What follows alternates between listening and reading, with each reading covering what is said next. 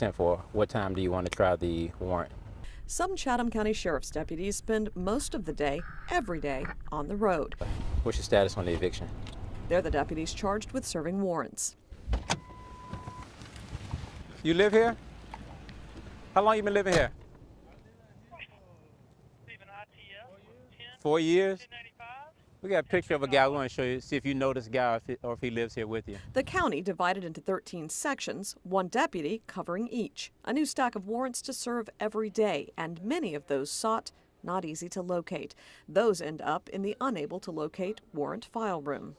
If a warrant comes in, it's a misdemeanor warrant, and it has an out-of-state address on it, it automatically goes straight to the UTL file. If it has an invalid address and we don't, and it's worth, it has an invalid address, like no apartment number, too many numbers, not enough numbers, automatically goes to the UTL file. Those UTL files average more than 10,000, the exact number changing all the time.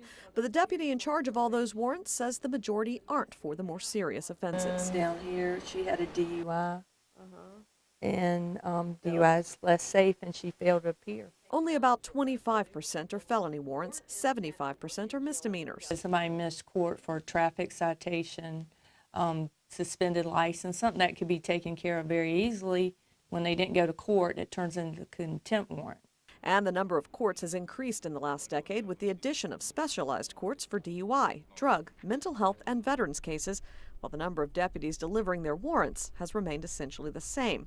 And delivering warrants is not all these deputies do. The deputies have evictions, they have their warrants, they have subpoenas and garnishments and lawsuits to serve.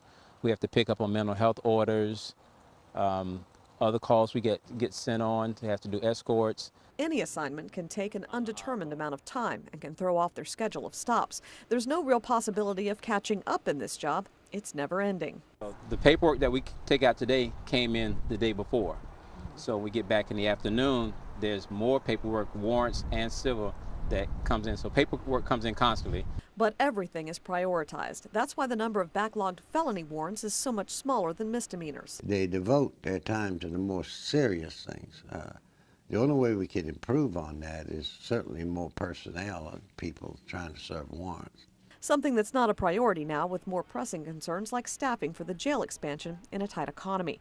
But they say they don't let staffing issues keep them from getting a dangerous criminal off the streets. They'll call in help from other agencies when needed.